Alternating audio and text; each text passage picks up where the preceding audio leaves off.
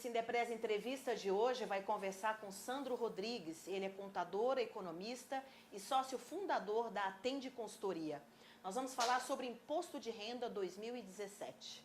Sandro, muito obrigado por nos receber aqui no escritório da Atende Consultoria.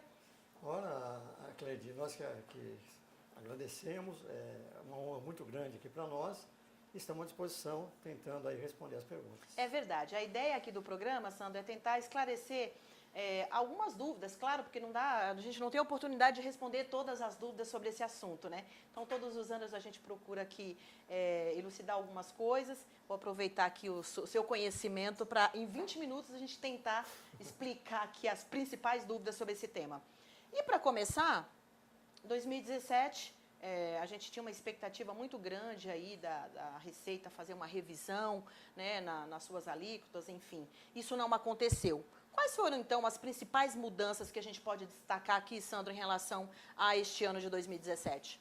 Perfeito. Realmente, uma delas foi esse fato aí que acabou prejudicando e nos decepcionando, né? Exatamente.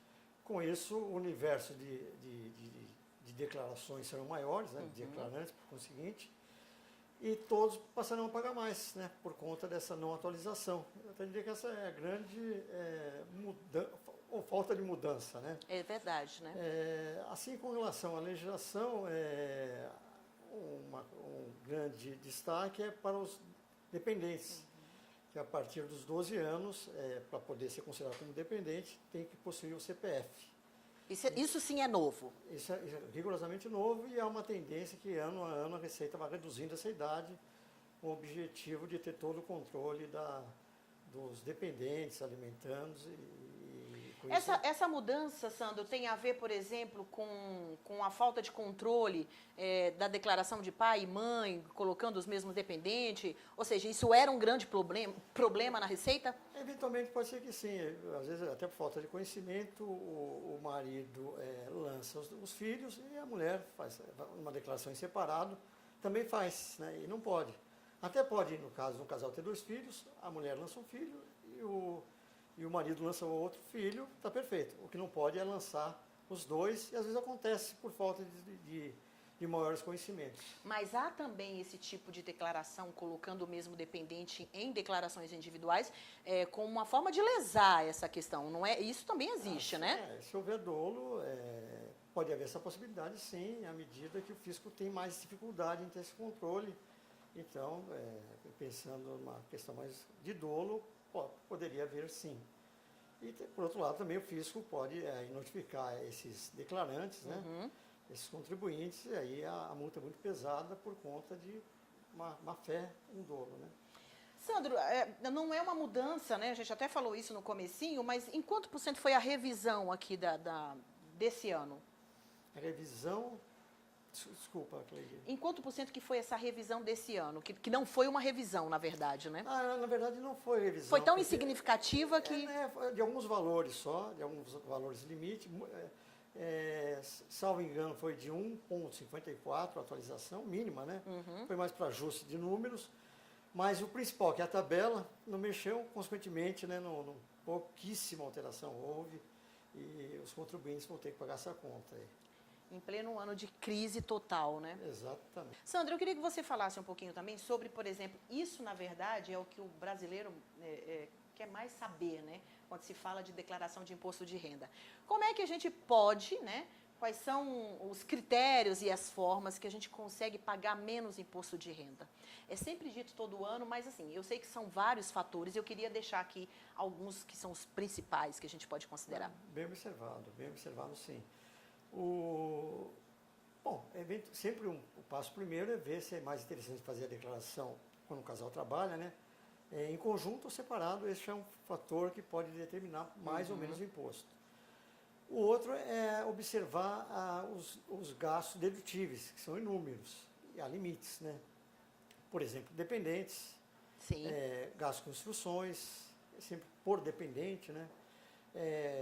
Convênios médicos, clínicas, hospitais. Cirurgia aí não há limite nenhum, exceto quando há reembolso, a única exceção é essa. Sim. Senão pode todo o gasto inteiro completo é dedutível. Tem uma outra opção boa, que é uma aplicação, por exemplo, em previdência privada, que o contribuinte poderá abater até 12% do imposto devido, então é bem interessante. É uma aplicação interessante. E a própria previdência oficial. Para quem tem empregado doméstico também, a parte patronal que o empregador paga é dedutível, há um limite de R$ 1.100 aproximadamente, mas é um desconto interessante. Sim, que contabiliza, né? Para quem é autônomo, pessoa jurídica, também tem uma forma de você conseguir registrar, contabilizar esse processo ao longo do ano para colocar na declaração e automaticamente pagar menos. Não diria pagamento, mas muito bem observado, Cleide, porque desde 2015 passou a ser obrigatório a escrituração do livro caixa com mais formalidades. Já era. Mas a partir de 2015 houve um aplicativo, e esse aplicativo, aliás, foi aprimorado esse aplicativo, e nele o declarante tem que mensalmente, o autônomo, profissional liberal, enfim, lançar todos os valores recebidos de pessoa física, apura-se daí o carnê-leão ao final de cada mês, e ao final do ano importa esse programa de livro caixa a declaração de imposto de renda pessoa física. Então é uma mudança significativa, até porque tem um detalhe bem importante. O contribuinte que deduz gastos médicos, com fisioterapia, e por aí vai, psicólogo, então a Receita também tem um meio de fazer esse cruzamento de informações. Não há como, então, agora não ser rigorosamente o valor pago, declarado. Então, todo cuidado, mais uma vez, é bem importante estar atento para não haver erro e, eventualmente, até ficar na malha fina por conta de valores declarados incorretamente. E há um cruzamento de dados muito grande hoje, né? A Receita tem essa precaução, né? Sem dúvida nenhuma. E a tendência, a gente vem observando nesses últimos anos, o quanto que a Receita tem evoluído e quanto, assim, um verdadeiro arsenal de informações que ela recebe das mais diversas fontes, né? Então ela tem informações praticamente de todos os níveis, quer de banco, cartórios, operadores de cartões de crédito, convênios médicos, clínicas. Então todas essas informações são confrontadas, né? Então o contribuinte realmente tem que prestar muita atenção no que lança e com os valores rigorosamente corretos, exatamente. Ok, você no comecinho dessa resposta falou sobre o tipo de declaração entre o casal, né? Então, você tem que escolher.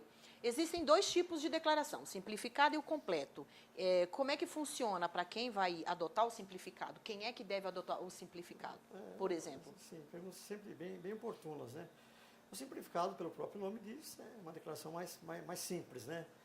E ela é mais assertiva para quem tem poucos gastos, ou ainda, quem tem gastos inferiores a 16.654, que é o limite que a declaração simplificada permite, independentemente de comprovação ou não, né? Então, é uma quantia meio fácil. Eu tendo mais gastos do que esses 16.654, eu faço a declaração completa. Entendi. É mais interessante. Menos a simplificada passa a ser a opção adequada aí. A completa, a gente já citou aqui, é essa dos quais as pessoas têm uma série de despesas para declarar e está acima desse valor, obviamente. Bem para ficar bem ratificado, sim.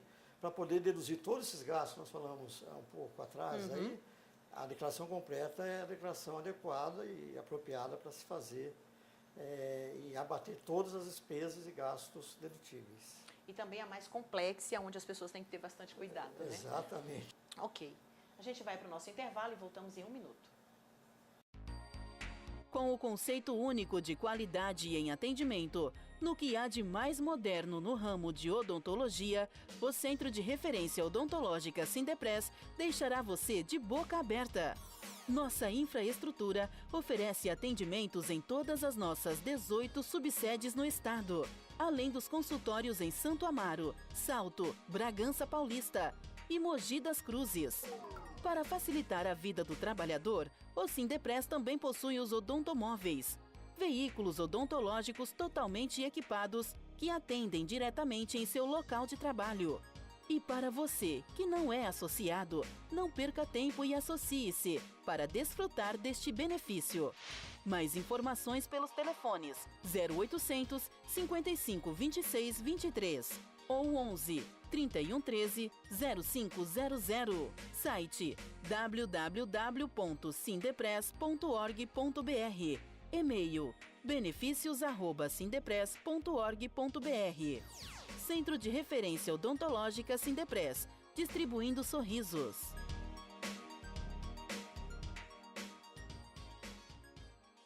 Estamos de volta com o Sindepress Entrevista, que conversa hoje com Sandro Rodrigues. Ele é contador, economista e sócio fundador da Atende Consultoria. A gente está falando aqui sobre Imposto de Renda 2017. Bom, retomando aqui o nosso assunto do bloco anterior, existem aí, a gente já falou que tem uma série de assuntos que são difíceis de entender nesse processo do imposto de renda. Mas queria falar especificamente sobre alguns com você, Sandro. Pois não. Por exemplo, pensão alimentícia. Né? Como é que deve ser feito a declaração desse item no imposto de renda? Bom, a pensão alimentícia realmente gera muitas dúvidas, a gente tem observado, até porque o tema é bem interessante e abrangente. Uhum. O primeiro ponto que dá de fazer referência é que tem que ter sempre uma decisão judicial, um acordo estabelecido entre as partes em cartório. Uhum.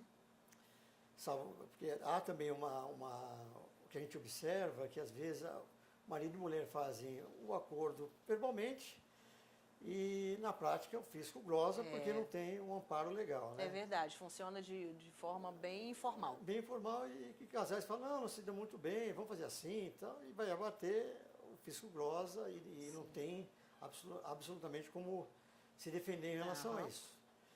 Então, a primeira questão é o acordo judicial, né, e a decisão no cartório estabelecendo as regras com relação a ela. Né. Não há valor, limite de valor para ser definido, desde que estabelecido entre as partes. E as pessoas que recebem a pensão alimentícia são consideradas alimentandos, né, para efeito do imposto de renda. Então, se lança o valor que é dado a cada alimentando, e também não há necessidade de ser marido, mulher, filho. Tanto faz. Pode ser um tio, pode ser um irmão, pode ser desde que estabelecido em lei, como mencionado, né? Aí lança-se no campo próprio, que é logo abaixo de dependentes, tem os alimentandos, lança lá o CPF do alimentando e os valores. E também não tem limite de número de alimentandos, por exemplo, também né? não tem um limite e poderá também nessa pensão alimentícia haver um acordo entre as partes de haver o pagamento de despesa médica e com instrução. Nesse caso também, uma vez estabelecido em lei, fica perfeitamente dedutível e aí a declaração está consistente e tranquila. Perfeito. Bem segura.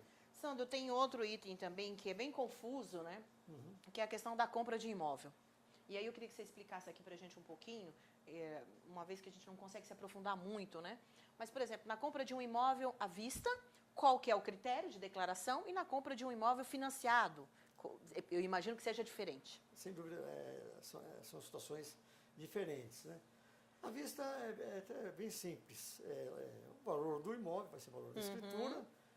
Aí faz-se o lançamento no item, no campo bens e direitos, descrevendo o imóvel e o valor que foi pago por ele. Perfeito. E lança-se daí no campo apropriado e daí segue a vida toda com esse valor, porque não tem atualização, exceto se houver uma benfeitoria. E nesse caso tem que ter todos os comprovantes, aí se coloca no item próprio. Você vai lá e acrescenta isso nas próximas. Exatamente. No item benfeitorias que passa o custo do imóvel para uma futura alienação. Né? Com relação a uma aquisição a prazo, ele vai aumentando ano a ano. Hipoteticamente, no ano de 2016, até 31 de 12 de 2016, eu paguei R$100 mil, e durante o ano de 2017 eu paguei mais 50 mil. Então, no ano de 2017, 31 de 12 de 16, 100 mil, 31 de 12 de 17, 150 mil. Ele vai acrescendo as parcelas pagas, mesmo que haja adiantamento, e nesse caso também, Sempre o valor pago. O segredo é... É o que valor está pago- quitado dentro daquele ano. Exatamente. O valor pago é o valor que tem que ser lançado. Ok. Um outro item também bem complexo, né, de entender na hora de fazer e declarar é a questão de doações. E eu queria que você falasse um pouco de como é que é o procedimento para esse item. Perfeito. Doações, cada estado tem a sua legislação específica, né? Mas vamos tratar do estado de São Paulo, que Sim, é mais... vamos falar aqui de São que Paulo é o nosso pra- caso aqui, né? Exatamente. No nosso caso, o limite para doação é 2.500 UFESP. Então, no caso do o ano calendário 2016 para essa declaração, exercício 2017, o limite é 58.875 mil. Ok. E acima disso, daí já paga-se o ITCMD de 4%. Só para cortar. Mas eu acho que talvez precise de um ajuste, porque você falou 58.688 mil. Ah, tá. Né? Eu acho que poderia mudar. Tá. Eu falei. Ainda bem que eu tenho isso. Ainda bem. Não, estamos de olho. Pois não. Pode responder.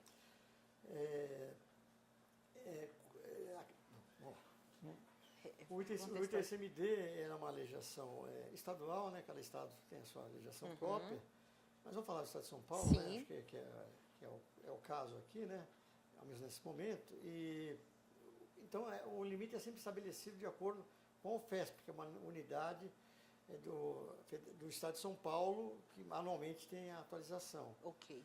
E nesse particular, o limite é sempre 2.500 UFESP, que dá R$ 58.875 para o ano calendário 2016. Ok.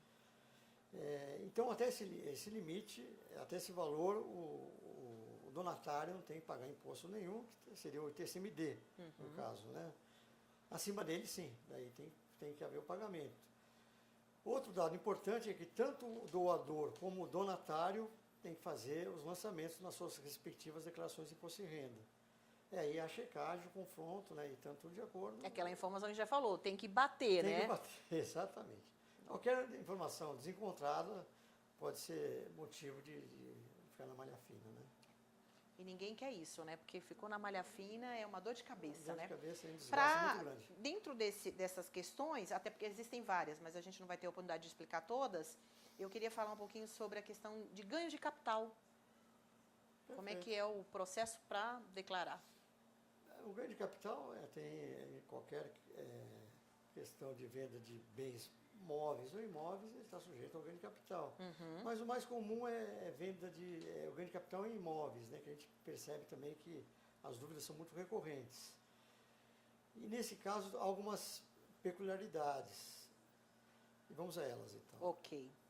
Imóvel até R$35 mil, ele está isento de qualquer tipo de tributação. É um imóvel de pequeno valor, que é muito difícil acontecer, mas sendo o caso, não há que se falar em imposto. Imposto. Né? Outro assunto também, outro item também, é a questão de imóveis até 440 mil reais, que o declarante pode vender e não pagar imposto, desde que seja um único imóvel e não tenha feito operação similar nos últimos 5 anos. Ok. Então, nesse caso também é uma... Ele está isento. Está isento, até esse valor de 440 mil. Tendo mais imóveis e havendo vendas, daí sim apura-se o ganho. O ganho se dá pela diferença do valor de venda pelo valor de custo. E a partir de junho de 2005, foi estabelecido um redutor para poder compensar a não atualização do bem. Então, por exemplo, quanto mais tempo eu tenho um imóvel, menos imposto eu pago, porque o redutor passa a ser maior e, por conseguinte, o imposto menor. Entendi. E ainda também é interessante Isso é uma abordar, forma de incentivar as pessoas, porque né? é até uma justiça fiscal, né? Porque antigamente o valor ficava no tempo, né? Sem atualização, e todos os fatos inerentes a ele, IPTU, valor de referência, tudo aumenta e ele não, ele fica lá parado no tempo, né? E com o valor histórico dele, né? Então, dessa forma, à medida que houve esse fato, ele trouxe, de certa forma, um mecanismo de trazer mais justiça para o vendedor e, com isso, reduzir a alíquota do ganho de capital. Perfeito, Sandro. Agora eu vou perguntar aqui para você, é bem simples a pergunta, mas é sempre bom a gente falar aqui. Quais são, na verdade, assim, qual é a multa? Eu não sei se essa é a palavra mais adequada. Quando você cai numa malha fina, por exemplo, o que acontece? Então, Quais são as consequências, vamos dizer assim? É bem interessante também, porque são fatos muito... Porque esse é o maior medo das pessoas, né? E tanto a multa simples como na malha fina, que poderá gerar uma multa, né? Sempre é desgaste, mas é um desencaixe que você faz que eventualmente você não precisaria ter, né? Então o desgaste pode ser maior. Né? Você tem uma forma de entrar com recursos, por exemplo, quando você cai numa malha fina? Tem. Ou cada caso é um caso? Cada caso é um caso. Eu até diria que no começo, bom, então respondendo a primeira pergunta, quando você não entrega a declaração no prazo, você fica sujeito a uma multa Sim. de R$ 165,74, que poderá ser maior à medida que o imposto devido, não o imposto a pagar, o imposto devido seja bem elevado, daí a multa é 1%. Essa é a regra sempre. 1% ao mês de atraso, acarretando sobre o imposto devido, até o limite de 20% do imposto devido. Então, imaginando que a pessoa tem 100 mil de imposto devido, pode ter uma multa aí de R$ 20 mil, o que é bem desagradável. É verdade. Quando é uma declaração muito simples, não entregou e tal, a multa passa a ser a menor possível, que é 175,74 centavos, né? Essa é um pouquinho mais suave, mas também não é... Não deixa de ser uma multa, né? Um desencaixe, né? Por outro lado, além mais, não fica em ordem com a Receita Federal. Agora, já com relação à malha fina, você tem tempo lá, primeiro, de se explicar naturalmente, ser notificado, ou você mesmo vai pessoalmente lá, no momento que abre-se a possibilidade para se apresentar ao auditor da Receita Federal. Hoje há um mecanismo do ECAC, que é um sistema que você tem você pode visualizar as pendências que há na sua declaração, e sabendo disso, eventualmente, gastos com despesas médicas, você tem que comprovar, então você já leva todas as suas despesas médicas que você lançou na sua declaração, apresenta ao auditor e ele vê, constata, já libera a sua declaração. Por outro lado, se algo não está consistente, daí que sim, cabe ao auditor, né, com o dever de ofício, fazer a autuação. Nesse caso, sempre a multa é maior, de 37,5%, é uma redução. E no caso de dolo, a multa ainda é 75%, né? Então, é sempre prestar boas informações ao fisco, embora com essa nova atualização que criou um desajuste, né? Um desequilíbrio com relação aos contribuintes, mas não justifica não tomar todos os cuidados para evitar que tenha outro desaboro. E ter novos prejuízos no futuro, né? Exatamente. E dor de cabeça. Dor de cabeça. Exatamente. Dor de cabeça. Sandro, a gente está encerrando, já acabou o nosso tempo. Eu quero te agradecer aí por nos receber, por explicar aqui, na medida do possível, algumas dúvidas sobre esse assunto. Te agradecer grandemente aqui mais uma vez. Ora, Cleide, nós que agradecemos, o escritório aqui está de portas abertas, sempre à disposição, e esperamos ter esclarecido aí esses pontos fundamentais e bem importantes que você elencou aqui. Muito bom. Okay? Lembrando que a entrega da declaração desse ano até dia 28 de abril. Exatamente, em virtude do domingo ser dia 30, então antecipa-se o prazo. O prazo. Então, quer dizer, o prazo desse ano é um pouquinho mais curto. Exatamente. Tá ótimo. A todos que nos assistiram, um grande abraço e até o próximo programa.